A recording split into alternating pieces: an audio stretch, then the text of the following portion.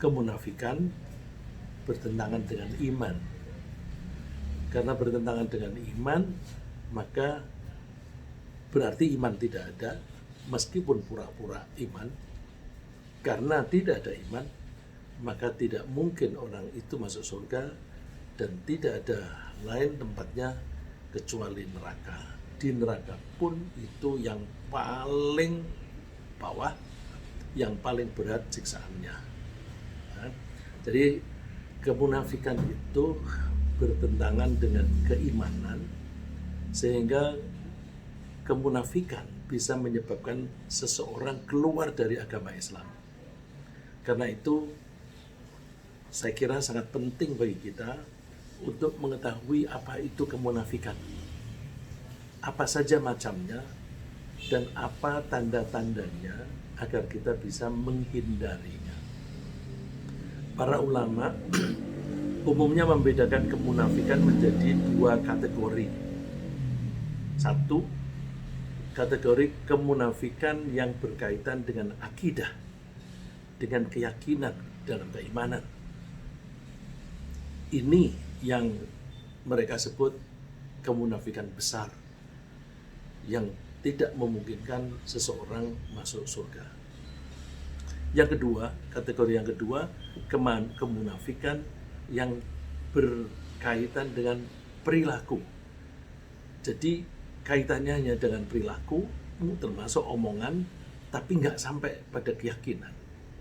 Nah, oleh karena itu, untuk yang kedua ini dosa besar karena kemunafikan, tapi masih ada kemungkinan orang itu masuk surga meskipun harus masuk neraka lebih dahulu. Oleh karena itu kita kan tidak mau masuk surga meskipun 1 detik aja nggak usah lah, nggak usah. Jadi kita usahakan, kita berusaha saja belum tentu berhasil, tapi mudah-mudahan berhasil. Ya. Mereka para ulama sepakat, mohon maaf saya menyebut para ulama ini karena saya membaca dari berbagai sumber yang saya merasa tidak perlu menyebut satu persatu, jadi saya menyebutnya para ulama gitu ya.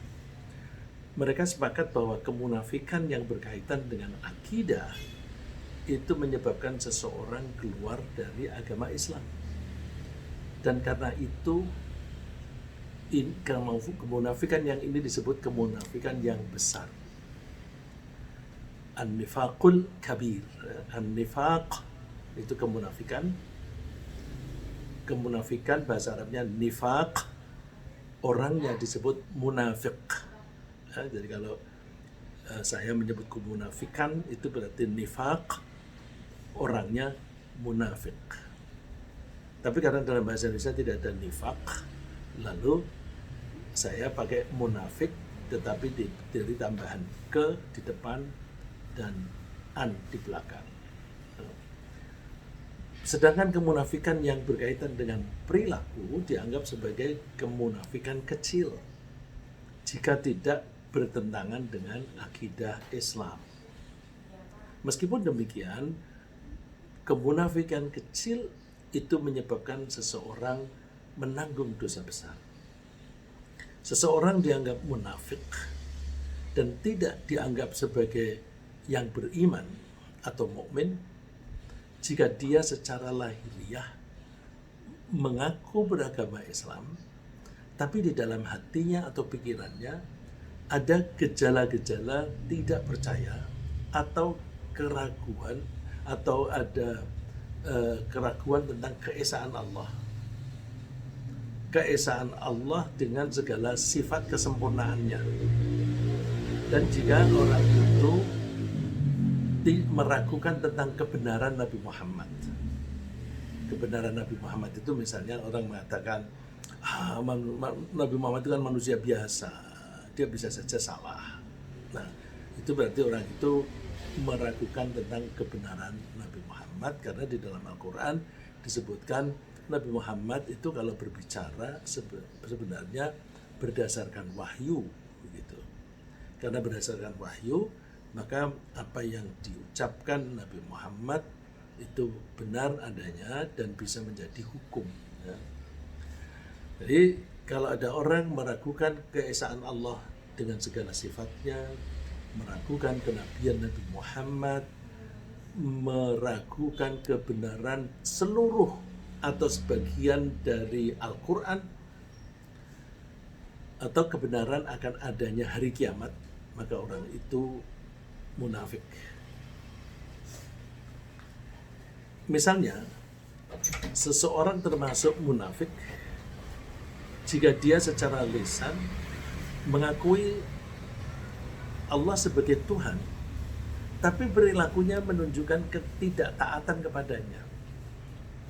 Jadi kadang-kadang orang itu secara lisan ngomong beriman, tapi pikiran kita itu kan seringkali diekspresikan atau dimanifestasikan dalam ucapan atau tindakan. Meskipun orang itu mengaku Islam atau mencantumkan KTP-nya dengan sebutan Islam, tapi kalau perilakunya itu mencerminkan pemikiran yang meragukan kebenaran Allah dan sebagainya, maka dia, ya kalau dikatakan Islam itu ya munafik. Dan orang munafik yang semacam ini hakikatnya kafir juga. Kita mempelajari kemunafikan ini bukan untuk ngata-ngatain orang, bukan mengatakan oh kamu munafik, kamu enggak. Kita tidak pada posisi menuduh orang lain. Kita tidak boleh menuduh orang lain. Yang kita pelajari ini adalah kita pelajari gejala-gejalanya, tanda-tandanya dan sebagainya, supaya kita menghindari itu, supaya kita selamat baik di dunia maupun di akhirat. Ya. Jadi orang yang munafik itu cenderung tidak melaksanakan perintah Allah, misalnya untuk sholat 5 kali sehari, atau melanggar larangan Allah. Jadi bisa karena tidak melaksanakan perintah atau melanggar larangan. Misalnya melanggar larangan untuk mencuri atau korupsi. Jadi orang mengakui Islam, kalau dia korupsi, korupsi itu tindakan. Kalau dia waktu korupsi tidak sampai dalam hati bertentangan dengan akidah, dia munafik kecil. Tapi korupsinya itu sendiri aja udah dosa besar, terus kemunafikannya juga dosa besar. Nah, yang saya maksud ini dia termasuk munafik besar kalau ketika dia korupsi menganggap nggak apa-apa, ya memang dunia politik memang begini. Nah kalau dia bilang nggak apa-apa, berarti dia menganggap apa yang dilarang oleh Allah sebagai tidak apa-apa. Artinya dia tidak mengakui larangan Allah. Kalau dia tidak mengakui larangan Allah dan oleh karena itu dia berani melanggar, maka dia sebenarnya kafir. Jadi sama-sama korupsi, tapi bisa dia masuk ke munafik kecil, bisa ke munafik besar. Tapi kalau orang korupsi itu biasanya begitu berhasil sekali, itu ya orang Jawa bilang tuman, lalu kepengen lagi karena ada kenikmatan di situ dan sudah terlanjur basah. Nah kalau sudah seperti itu berarti memang pikirannya menganggap tidak apa-apa. Oleh karena itu gejala ini bisa termasuk gejala kemunafikan besar. Dengan demikian orang munafik tidak termasuk orang mukmin seperti yang dikatakan oleh Allah, wa minan nasi may yaqulu amanna billahi wa bil yaumil akhir wa ma hum bimu'minin.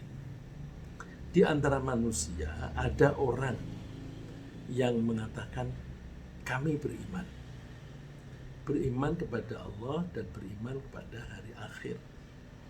Lisannya secara lahiriah dia ngomong begitu, tapi batinnya enggak. Nah, jadi karena omongan dan batinnya berbeda, dalam hal ini berbedanya itu omongannya beriman, di dalam hatinya kafir, maka wa ma hum bimu'minin, mereka itu bukan orang mukmin. Nah, kalau kita perhatikan secara bahasa, di depan ada orang yang mengatakan kami beriman. Kata-kata kami beriman. Bisa saja waktu mengatakan itu dia berada di masjid, sehingga ada indikasi fisik dia beriman.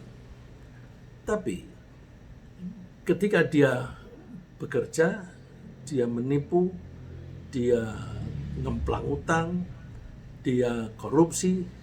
Nah, di waktu sholat, waktu di masjid, dia beriman. Tapi ketika bekerja, imannya hilang. Jadi imannya itu nggak konsisten, tidak menetap. Nah, orang disebut mukmin bila imannya itu menetap secara konsisten, baik pagi hari, siang hari, sore, malam. Baik dia dalam keadaan bekerja atau istirahat, sakit atau sehat, terus sedang kaya atau miskin, keimanannya itu konstan. Nah, itu berarti keimanan harus menjadi karakter. Nah, seseorang disebut mukmin kalau karakternya memang sudah karakter beriman. Ya, mudah-mudahan kita termasuk itu. Lalu seseorang yang mengaku muslim, tapi ketika sholat, dia melaksanakannya bukan karena Allah, melainkan karena ingin memperoleh keuntungan dari orang lain. Sholat mestinya mencari keuntungan dari Allah, yaitu mendapatkan pahala atau dimasukkan surga. Tapi dia sholat bukan itu yang dicari. Yang dicari keuntungan dari orang lain. Nah, keuntungan dari orang lain itu macam-macam. Misalnya yang paling ringan mendapatkan pujian. Wah, kamu sekarang jadi orang baik. Nah, ini ada teman yang cerita. Itu dulu beberapa puluh tahun yang lalu dia kerja di Tanjung Priok. Ada orang pakai serban ke masjid, bawa tasbihnya muter begitu. Dia bercanda, kamu ngitung apa itu? Kamu ngitung berapa orang yang akan kamu palak hari ini ya? Sialan. Karena apa? Dia tuh tukang palak di situ. Tapi dia memakai serban, baju putih-putih gitu, terus bawa tasbih. Nah, ini hanya untuk mendapatkan pujian dari orang. Tapi ada juga orang yang ke masjid supaya dianggap, oh dia orang Islam. Apalagi dia ngomong, nanti kalau pemilu pilih aku ya. Itu berarti dia sholatnya tidak mencari keuntungan dari Allah, tetapi mencari keuntungan dari manusia. Atau bersedekah, bagi-bagi duit, bagi-bagi beras, bagi-bagi apapun, bahkan di jalanan, di film lagi, di video, untuk menunjukkan bahwa wah, ini dia peduli sama orang miskin. Kalau dia melakukan itu, ya, kalau dia melakukan itu dalam rangka mencari simpati dari masyarakat, itu munafik. Jadi hati-hati. Dan saya kira kalau kita ini bukan orang yang semacam itu. Yang saya sering rasakan, teman-teman ini kan beberapa ngirim uang ke saya lewat rekening, terus ya supaya ada catatan, saya dikasih tembusan bahwa aku habis kirim gitu, supaya bisa dicatat dengan baik. Kan diam-diam, gak ada orang lain yang tahu. Dan ketika saya menyampaikan ucapan terima kasih juga orang lain nggak tahu. Nah, itu jadi itu ngirim uang untuk kegiatan pesantren. Itu diam-diam, nggak ada keinginan untuk mendapatkan pujian atau keuntungan dari seseorang. Yang dicari hanya keuntungan dari Allah. Dan mudah-mudahan saya juga bisa menjaga amanah itu, ya, bahwa uang-uang yang Bapak Ibu titipkan pada saya itu mudah-mudahan saya betul-betul melaksanakan amanah. Ya, melaksanakan amanah ini saya tidak mengambil sama sekali, dan juga saya ingin menyalurkan seperti amanahnya. Misalnya tempo hari ada yang mengirimkan dana kepada saya minta jadikan wakaf.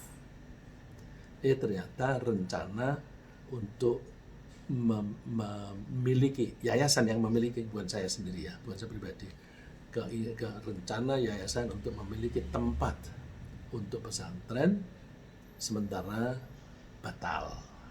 Nah, itu saya mesti memberitahukan kepada yang bersangkutan. Ya. Mohon maaf, saya ngomong ini karena di antara Bapak Ibu ada yang memberi saya, dan saya mendengar ada yang khawatir bahwa itu saya tidak menjaga amanah dan saya selewengkan. Jadi mohon maaf, saya ngomong ini sedikit ya. Nah, orang-orang yang sholat atau bersedekah dalam rangka mencari keuntungan dari orang lain itu seperti menipu Allah, karena dia melaksanakan aktivitas ibadah yang ibadah itu secara umum, secara prinsip itu untuk mencari ridho Allah atau untuk mencari pahala dari Allah, tapi dia ternyata mencari keuntungan dari orang lain. Ini kan menipu Allah. Maka bahasa yang digunakan oleh Allah juga memakai kata tipuan. Innal munafiqina yukhadi'una Allah. Sesungguhnya orang-orang munafik itu menipu Allah. Kalau mereka menipu Allah, wa huwa khadi'uhum, maka Allah akan membalas. Ini kalau yang belajar bahasa Arab ini letterleknya, orang munafik itu menipu Allah, wa huwa khadi'uhum, lalu Allah menipu mereka. Ini kalau tidak paham bahasa Arab salah tangkap. Bahasa Arab itu kalau ada satu kata dipakai lebih dahulu, suatu kata dipakai, dalam hal ini kata menipu, maka ketika dikatakan membalas, maka kata menipu itu dipakai lagi. Jadi menerjemahkannya membalas. Nah, terjemahan yang saya copy paste di sini itu sudah benar, yaitu Allah membalas tipu mereka. Apa itu wujudnya? Wa idza qamu ila sholati qamu kusala yuraunan nas. Ketika mereka berdiri untuk sholat, mereka berdirinya ogah-ogahan. Kalau memang sholat itu memang dia mantap untuk Allah, dia tahu bahwa Allah itu melihat. Allah itu tahu apa isi hatinya. Tapi dia, salat ini kan hanya yuraunan nas, untuk pamer kepada orang. Nah, kalau pamer kepada orang, orang itu taunya gerakannya saja. Isi hatinya nggak tahu. Maka orang semacam itu berdirinya ya ogah-ogahan. Membaca nggak? Wala yadhkurunallaha illa qalila. Mereka tidak menyebut Allah kecuali sedikit. Ya paling Allahu Akbar, sampai Allahu liman hamidah, tapi nggak baca doa, nggak baca tasbih. Karena apa? Nah, yang penting aku bilang Allahu Akbar biar tetangga saya sebelah saya ini tahu saya sholat gitu. Tapi membacanya kan orang sebelah tidak tahu. Nah, dia lalu nggak usah baca. Karena targetnya bukan itu. Targetnya hanya biar orang-orang tahu. Di antara orang munafik ada yang tidak mempercayai Nabi Muhammad. Kalau tadi itu kan tidak mempercayai atau meragukan Allah. Tapi ada yang tidak mempercayai Nabi Muhammad sebagai utusan Allah, atau tidak percaya bahwa ucapan-ucapan beliau itu benar-benar dari Allah, sehingga mereka tidak mengakui hadis sebagai salah satu pedoman untuk menjalankan agama Islam. Ini ada dulu ya, ada aliran, mungkin sekarang masih ada tapi nggak muncul di permukaan. Ada aliran yang mau menggunakan Al-Quran tapi tidak mau menggunakan hadis. Karena apa? Hadis itu kan ucapan Nabi Muhammad. Nabi Muhammad kan manusia biasa. Manusia biasa itu kan bisa salah. Maka nggak usah aku pakai hadis, bisa-bisa salah, udah pakai Quran aja. Ini dulu orang-orang semacam itu disebut inkar hadis, tidak mengakui kebenaran hadis. Dulu waktu kita di pengajian di rumahnya Raymond waktu masih di Four Seasons, itu ada orang Swedia atau ya, daerah utara Eropa itu ikut bergabung. Dia 2 kali datang, terus dia dalam diskusi membantah macam-macam. Dia ada gejala bahwa dia tidak mau mengakui hadis. Raymond langsung nangkep, kamu ngikuti Rashad Khalifah ya. Iya. Nah, Rashad Khalifah itu orang Mesir yang tidak mau mengakui Nabi Muhammad, dan dia karena itu lalu tidak disukai di Mesir, lalu dia pindah di Amerika. Di Amerika dia mendapatkan tempat, dia mengelola Masjid Tucson di Tucson sana, yang menjadi pengasuh di sana. Dan kalau Bapak Ibu mau lihat YouTube-nya ada, dia menerjemahkan Al-Quran dengan ya, kalau menurut saya semaunya sendiri ya. Contohnya begini, di surat Yasin itu kan ada, kami mengutus engkau atau kami menjadikan kamu termasuk utusan. Nah, ketika dibilang engkau, you di situ di dalam kurung ditulis Rashad. Jadi berarti dia mengaku dirinya sebagai Rasul. Nah, itu loh, setelah Nabi Muhammad kok masih ada orang yang mengaku dirinya Rasul? Nah, berarti dia sudah keluar dari Islam. Maka layaklah kalau dia tidak disukai di Mesir. Nah, itu ada pengikut-pengikutnya, terutama orang-orang Barat, karena memang dia tinggalnya di Amerika. Maka kita harus hati-hati, kita mengakui Nabi Muhammad sebagai utusan Allah, maka apapun yang dibawa oleh beliau adalah datangnya dari Allah. Nah, Allah menunjukkan kebohongan mereka di surat Al-Munafiqun. Suratnya itu sendiri disebut Al-Munafiqun. Idza ja'akal munafiquna qalu nashhadu innaka rasulullah. Ketika nanti datang kepadamu. Jadi orangnya belum datang, Allah sudah membocorkan kepada Nabi Muhammad. Kalau nanti ada orang munafik datang kepadamu, mereka mengatakan, kami bersaksi, sungguh engkau adalah utusan Allah. Ketahuilah, wallahu ya'lamu innaka rasulullah. Allah itu sudah tahu bahwa kamu memang utusan Allah. Tapi wallahu yashhadu innal munafiqina lakadzibun. Allah menyaksikan bahwa orang munafik adalah orang-orang yang bohong. Nah, jadi dengan begitu ketika orang munafik datang benar kepada Rasulullah, oh ini yang dikatakan oleh Allah tadi. Ya. Jadi memang zaman Nabi Muhammad itu banyak orang munafik. Nanti kita sebut sedikit mengenai kenapa sih orang-orang zaman itu suka munafik. Saya teruskan, orang-orang munafik juga ada yang tidak mau menggunakan firman Allah atau sabda Nabi Muhammad sebagai sumber hukum untuk menyelesaikan urusan mereka. Nah, ini kita terlibat di sini. Coba ketika saya mendengar teman yang kebetulan menjadi anggota DPR waktu itu membahas RUU tentang pendidikan, dia mengusulkan satu klausul yang tidak usah disebut dari mana, tapi intinya itu sesejalan dengan ajaran Quran. Temannya orang Islam juga, dia bilang, kita kan bukan negara Islam.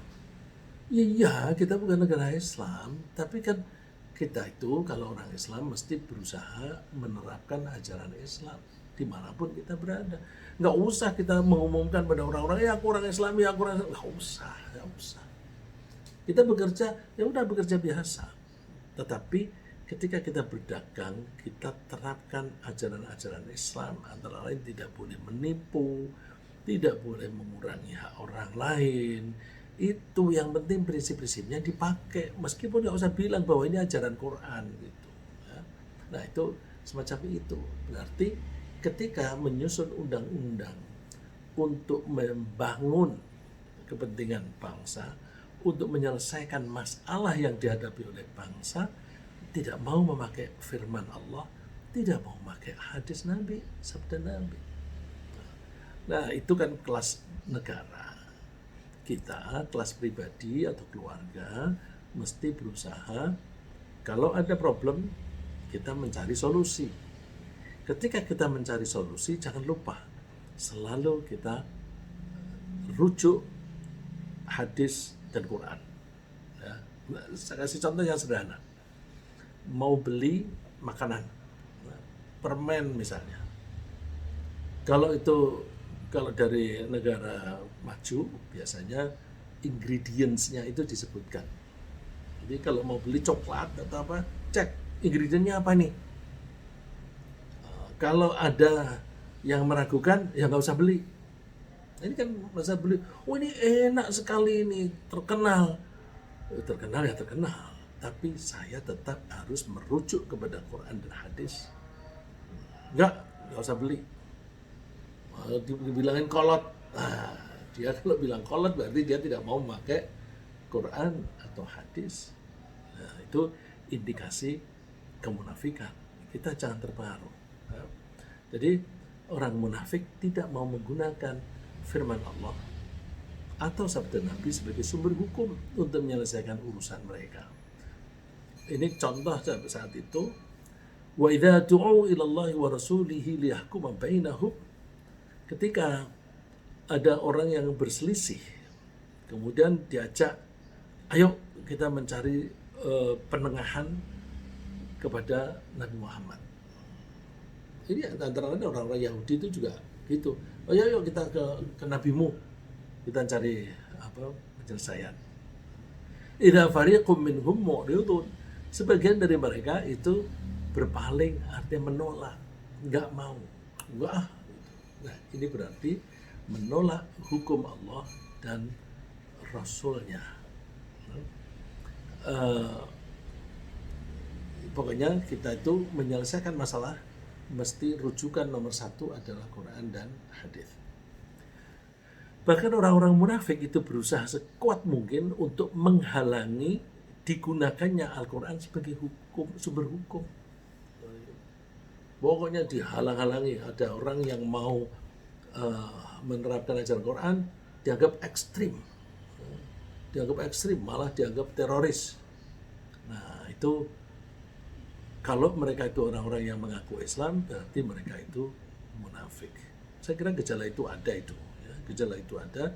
Jadi kalau ada kelompok orang yang kelihatan mau menerapkan Islam, itu dituduh sebagai ekstrim. Maka dikucilkan dan diomongin supaya image-nya itu mereka adalah orang-orang jahat. Itu hati-hati. Dan orang munafik itu kapanpun selalu ada ya. Jadi kalau kita bicara contoh Nabi Muhammad, kita coba sekarang ini kita lihat ada enggak. Tapi kita tidak pada posisi untuk menuduh-nuduh orang. Jadi kita nggak usah menyebut misalnya, oh si itu begini, nggak usah. Ya. Tapi yang kita perhatikan adalah perilakunya. Supaya itu kita ambil sebagai pelajaran perilaku kita. Wa idza qila lahu ta'alau ila ma anzalallahu wa ila rasul. Ini lebih spesifik. Ketika mereka diajak, mari kita memakai hukum Allah dan Rasulnya. Ra'aital munafiqina yasudduna anka sududa. Engkau melihat orang munafik berusaha menghalang-halangi kamu sekuat tenaga. Ini lebih lagi. Kalau tadi kan hanya tidak mau. Kalau ini malah berusaha menghalang-halangi. Dan orang menghalang-halangi ini dengan biaya banyak itu, dengan biaya macam-macam, ya, yang sistematik. Nah, karena itu kita hati-hati, karena di sekitar kita selalu ada orang munafik. Ya. Kapanpun, kalau kita misalnya punya umur sampai 30 tahun lagi, 40 tahun lagi, saat itu pasti ada orang munafik. Ya. Zaman Nabi Muhammad saja ada, gitu kan. Terus orang-orang munafik itu lebih suka menggunakan tohut. Ini istilah Al-Quran ya. Tohut itu seringkali orang meringkasnya setan. Menggunakan setan untuk menentukan hukum. Nah, tohut itu saya coba cari pengertiannya yang lebih enak, pemahamannya gimana? Pedoman-pedoman yang menyimpang. Jadi kalau ada pedoman yang menyimpang, maka itu adalah tohut.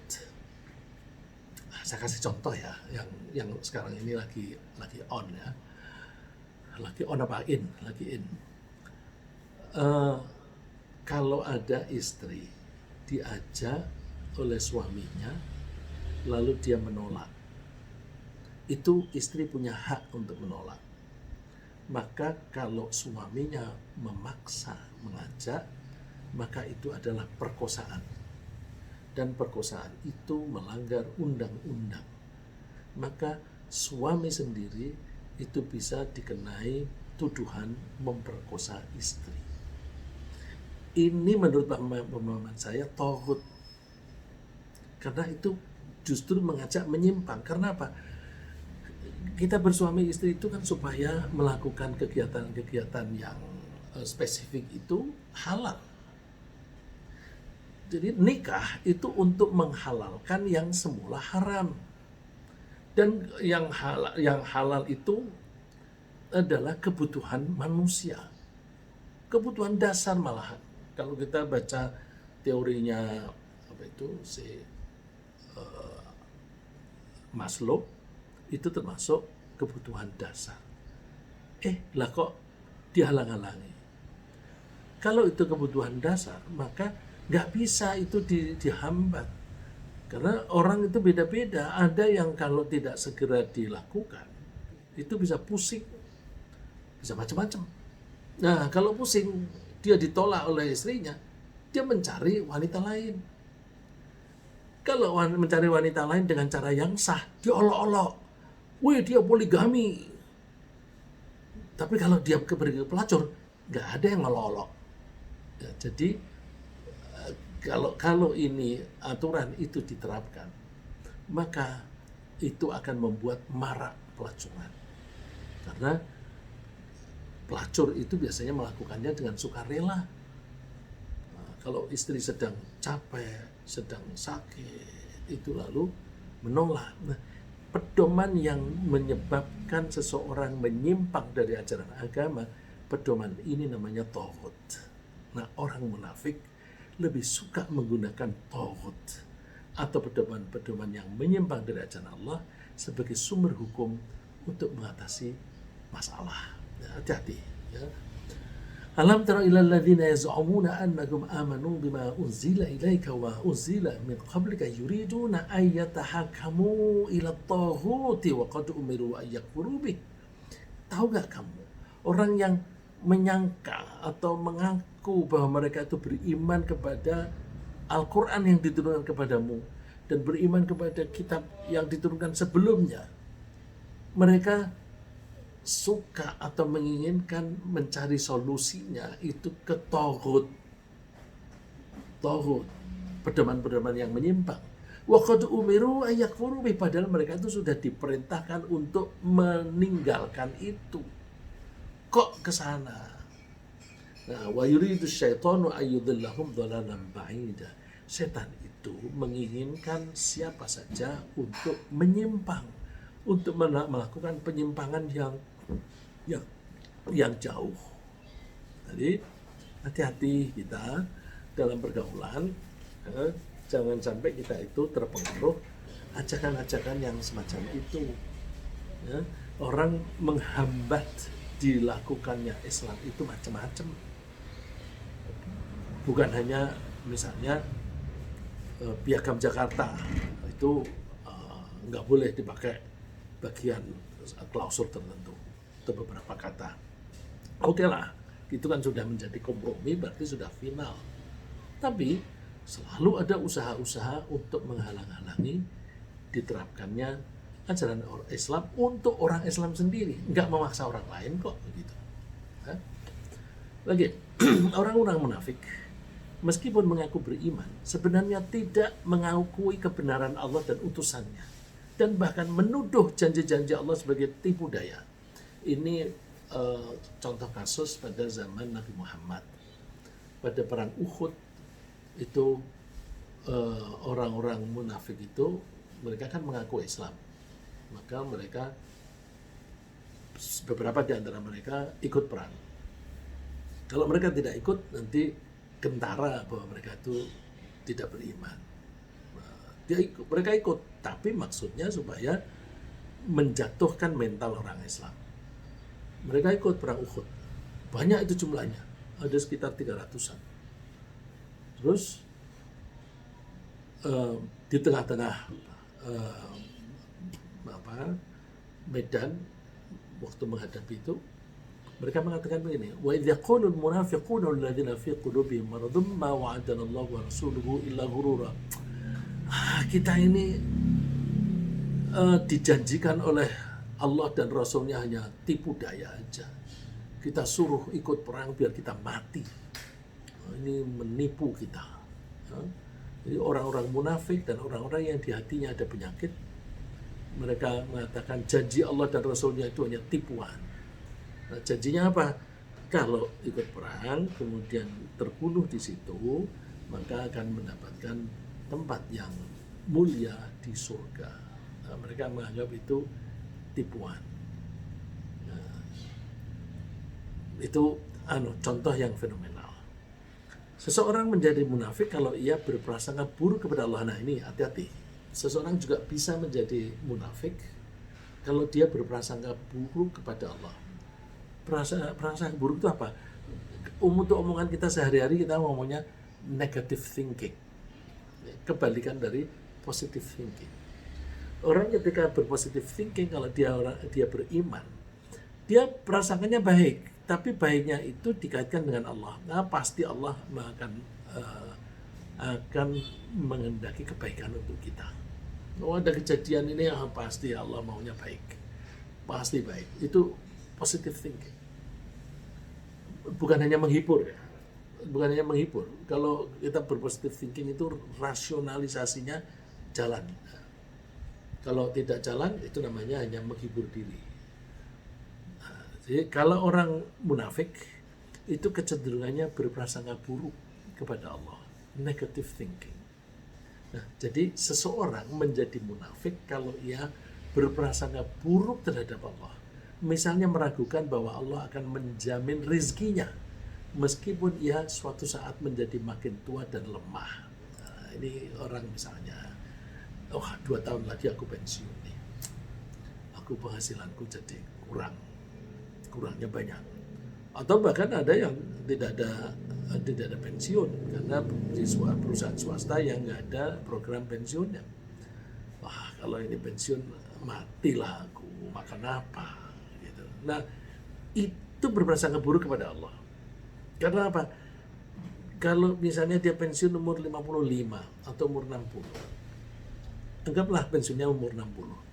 Bukankah selama 58 tahun dia sudah membuktikan bahwa dia selalu mendapatkan rizki, dan rizki itu sudah dijamin oleh Allah? Kok dia menjelang pensiun meragukan bahwa aku nanti makan apa? Makan apa? Kamu gak punya Tuhan. Kan Tuhan sudah menjamin. Nah, karena dia tidak percaya kepada jaminan itu, dia berprasangka buruk bahwa Allah tidak akan menepati janjinya. Nah, itu menjadi munafik. Karena keraguan ini dia rela, ya, orang-orang yang ragu-ragu begitu, lalu dia rela mengumpulkan harta sebanyak-banyaknya mumpung aku masih kerja. Dengan cara apa? Dengan cara yang haram, agar memiliki cadangan yang cukup di hari tua. Wah, kesempatanku jadi anggota DPR kan hanya tinggal 2 tahun lagi. Ya, aku sudah habis ini udah nggak bisa kerja lagi. Mumpung ada kesempatan 2 tahun, dia korupsi. Bukan hanya DPR sebenarnya. Orang-orang eksekutif itu korupsinya lebih banyak daripada anggota DPR. Wah, mumpung memegang kekuasaan, korupsi sebanyak-banyaknya untuk cadangan hari tua. itu berangkatnya dari keraguan-raguan bahwa Allah menjamin rizkinya di hari tua. Maka dia rela mengumpulkan harta haram. Nah kalau dia tuh yakin kepada Allah, udah yang penting halal yang halal gitu. Ya. Dan oleh karena itu Allah menyiksa orang-orang yang munafik dan orang-orang yang musyrik. Wa yu'adzibal munafiqina wal munafiqati wal musyrikina wal musyrikati dhannina billahi dhannas saw. Allah akan menyiksa orang munafik laki-laki maupun perempuan, orang musyrik laki-laki maupun perempuan yang apa? Nah ini poinnya di sini. Yang berprasangka buruk terhadap Allah. Nah, karena mereka berprasangka buruk kepada Allah, alaihim dairatus saw, mereka akan mendapatkan nasib yang buruk. Wa ghadiballahu alaihim wa la'anahum wa adalahum jahannam. Dan Allah marah kepada mereka, murka kepada mereka, mengutuk mereka dan menyiapkan tempat di neraka jahanam. Neraka jahanam itu wasaat masiro, tempat kembali yang buruk. Nah, jadi kita hindari jangan berprasangka buruk kepada Allah. Kalau kita orang Islam mesti positive thinking, tapi positive thinking kita harus bisa dinalar secara logika dan rasionalisasi, tidak asal menghibur diri. Kalau menghibur diri itu sama dengan menipu diri. Nah. Saya lanjutkan, orang-orang munafik karena hakikatnya tidak mempercayai agama Allah, mereka jadi cenderung membenci orang-orang mukmin. Dan orang mukmin mereka nggak suka karena apa? Ya bertentangan, pola pikirnya beda. Mereka tanda kebenciannya apa? Mereka senang ketika orang mukmin hidup sengsara, dan mereka sedih jika orang mukmin bernasib baik.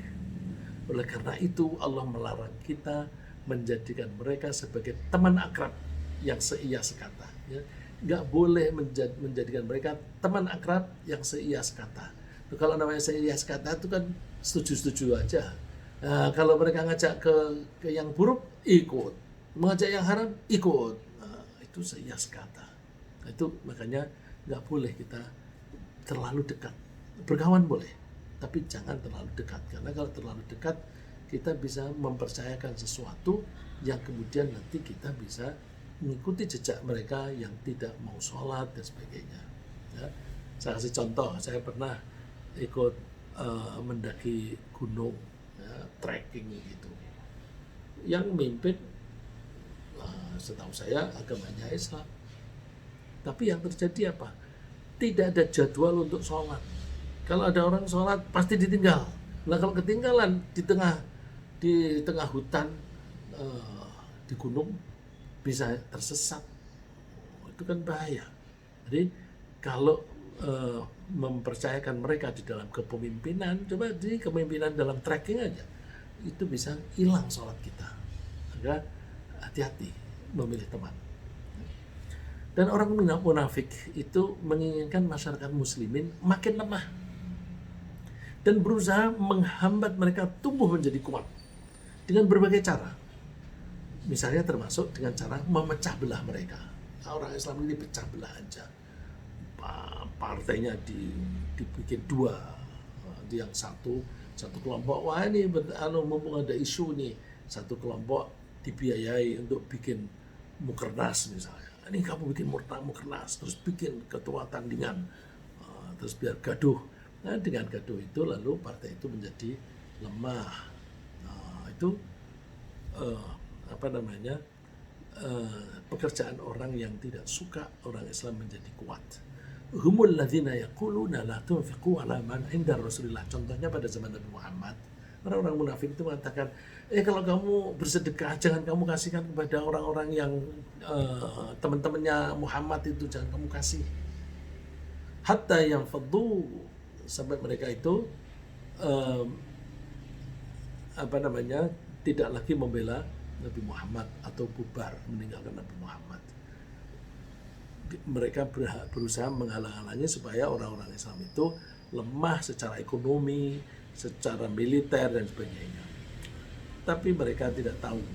Walillahi khazainus samawati wal ardi walakinnal munafiqina la yafqahun. Kekayaan langit dan bumi itu semuanya milik Allah. Cuma orang munafik itu tidak paham saja. Tidak paham saja.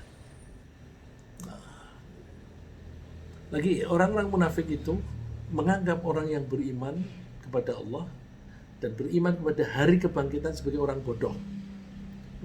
Kamu percaya hari kiamat? Kamu percaya besok kamu akan dibangkitkan kembali? Bodoh lu. Orang sudah hancur jadi tanah, tinggal tulang belulang bisa dibangkitkan kembali. Begitu kau percaya, kamu ditipu. Nah itu. Jadi mereka menganggap orang-orang yang beriman itu bodoh.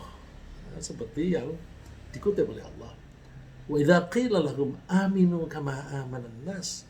Ketika mereka dianjurkan, kamu mau beriman seperti itu loh orang-orang itu. Mereka jawabnya, qalu anu'minu kama amanas sufaha? Apakah kami mesti beriman seperti orang-orang bodoh itu? Jadi dianggap mereka-mereka yang beriman itu bodoh. Ya, dan sayang juga sih di Indonesia ini kebanyakan orang Islam itu miskin dan sekolahnya nggak tinggi. Sebenarnya bukan karena Islamnya, karena kita dulu dijajah. Zaman penjajahan itu orang-orang pribumi dipersulit belajar hanya sampai dengan 3 SD. Nah kebiasaan itu menyebabkan mereka tidak mengerti pentingnya ilmu. Karena tidak mengerti pentingnya ilmu, mereka tidak mendidik anaknya. Jadi kebodohan orang-orang, nah kebetulan penduduk Indonesia kebanyakan Muslim. Jadi kebodohan mereka bukan karena keislamannya, karena dijajah dengan polisinya penjajah waktu itu orang pribumi supaya bodoh. Jadi orang pribumi agamanya apa saja ya bodoh. Yang tidak bodoh, yang bukan pribumi dikasih kesempatan untuk berbisnis, berdagang. Sampai sekarang mereka makin melejit, tapi orang pribumi tetap aja miskin. Ya, terus orang membelokkan bahwa itu yang orang-orang beriman itu kan orang-orang bodoh. Bodohnya bukan karena iman. Ya. Ala innahum humus sufaha walakin la ya'lamun. Orang yang mengatakan itu sebenarnya mereka bodoh sendiri. Mereka tidak tahu aja. Ya. Tidak tahu logika atau perkembangan sosial yang semacam itu, mereka nggak paham itu. Jadi sehingga rasionalisasi mereka itu nggak nyambung gitu loh. Ya. Dan seringkali kemunafikan itu disebabkan, nah sekarang kenapa sebabnya orang munafik? Seringkali disebabkan oleh ketakutan dikucilkan oleh masyarakat Muslim. Ini zaman Nabi Muhammad jelas. Ketika Nabi Muhammad pindah dari Makkah ke Madinah, terus dari hari ke hari orang makin banyak yang memeluk Islam. Nah orang munafik ini khawatir menjadi terkucilkan karena semua orang, nggak ada rumah yang di dalamnya tidak ada orang Islamnya. Setiap rumah pasti ada orang Islamnya, entah 1 orang atau 2 orang atau semuanya pasti ada. Nah orang-orang munafik takut ketinggalan, maka mereka supaya tidak terkucilkan, mereka pura-pura masuk Islam. Nah, ini kalau secara politik juga begitu. Ketika ada perubahan, ini sistem kita amburadul, kita mesti mengubah dengan reformasi misalnya. Nah, orang-orang munafik itu kakinya 2, 1 mendukung penguasa, 1 mendukung gerakan baru. Nah, ini orang-orang munafik Madinah juga begitu. Jadi supaya mereka tidak ditinggal oleh kelompok ini dan kelompok itu. Oleh karena itu mereka itu wa idza laqul ladzina amanu qalu amanna. Mereka ketika bertemu dengan orang yang beriman, mereka mengatakan kami beriman juga loh. Wa idza khalau ila syayatinihim qalu inna ma'akum. Tapi ketika mereka bertemu dengan teman mereka yang sama-sama kafir, mereka mengatakan kami ini juga sama dengan kalian. Innama nahnu mustahzi'un. Oh tapi kan kamu bergaul dengan mereka. Enggak, aku hanya meledek aja mereka. Jadi pura-pura. Jadi ketika ke kelompok 1, kelompok A, mereka mengaku anggotanya. Ketika ke kelompok B, anggotanya. Ini jadi swaying. Mudhabdhabin, bahasa Arabnya mudhabdhabin baina dzalik. Sesekali ke sana, sesekali ke sana. Terus jadi dia yang jelas gimana tuh? Ya nggak jelas. Kalau nggak jelas ya tidak milik siapa-siapa. Gitu. Nah, orang-orang munafik semacam itu akan memperoleh siksaan yang lebih pedih daripada orang kafir yang tidak mengaku diri mereka sebagai muslim. Kafir ya udah, tidak percaya gitu. Karena apa? Orang munafik itu dosanya lebih besar daripada orang kafir. Dosanya apa? Satu, mereka memang kafir. Kedua, mereka bohong.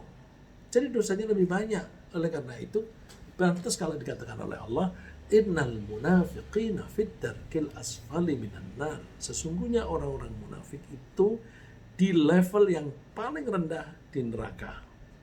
Walan tajid lahum nasira, kamu tidak akan mendapatkan penolong untuk mereka. Di neraka itu makin rendah posisinya, jadi dataran neraka itu dataran rendah, makin rendah posisinya, maka siksaannya makin berat, karena di situ makin panas. Nah, tempat orang munafik di situ. Nah, kalaupun orang munafik itu bersedekah, sedekahnya tidak akan menolong mereka juga. Karena apa? Ya, Allah itu tidak akan menerima sedekah atau perbuatan baik lainnya dari orang-orang yang kafir meskipun mereka mengaku sebagai muslim. Wa ma mana'ahum an tuqbala minhum nafaqatuhum illa annahum kafaru billahi wa rasulih. Mereka tidak ditolak sedekahnya kecuali karena memang mereka itu kafir. Jadi mereka ditolak itu karena kafir. Ya kalau kafir gimana mau diterima? Wala ya'tuna sholata illa wa hum kusala wa la yunfiquna illa wa hum karihun. Kalau mereka itu sholatnya bermalas-malasan, dan kalaupun mereka bersedekah, mereka sedekahnya itu karena terpaksa, bukan karena sukarela. Saya teruskan, meskipun orang-orang munafik itu sering bergaul dengan orang-orang Islam, mereka tidak akan memperoleh pertolongan dari orang-orang Islam besok di akhirat. Ya, ini ngomong besok di akhirat. Ya, besok di akhirat kan nanti ketemu tuh, oh ini temanku. Tapi temennya yang muslim masuk surga, mereka masuk neraka. Mereka bisa dialog. Yunadunahum alam nakum ma'akum. Orang munafik manggil orang yang Islam benar. Dulu kan kita berkawan, tolong dong aku. Jawaban orang Islam, qalu bala walakinnakum fatantum anfusakum wa tarabbastum wartabtum wa gharratkumul amani hatta jaa amrullah. Ya memang, dulu kan kalian berkawan dengan kami, tapi kalian mengacaukan diri kalian sendiri, mencelakakan diri sendiri. Dulu kalian ragu-ragu, dan kalian itu tertipu oleh angan-angan kalian sendiri. Hatta ja'a amrullah, sampai hari kematian atau hari kiamat, kalian itu tertipu oleh setan yang menipu. Nah, karena orang munafik itu memusuhi Allah dan agamanya, kita tidak boleh mensolati mereka. Kalau mereka meninggal, kita nggak boleh sholat untuk orang-orang itu. Ketika mereka meninggal, wala tusalli ala ahadim minhum mata abada. Kamu jangan sekali-kali sholat untuk orang satu pun kepada orang munafik yang meninggal abadan, selamanya. Tidak boleh. Wala takum ala qabri. Berdiri di atas kuburannya pun jangan. Karena kalau orang Islam, orang yang soleh, berdiri di atas kuburan saja, itu sudah menolong orang yang di bawah.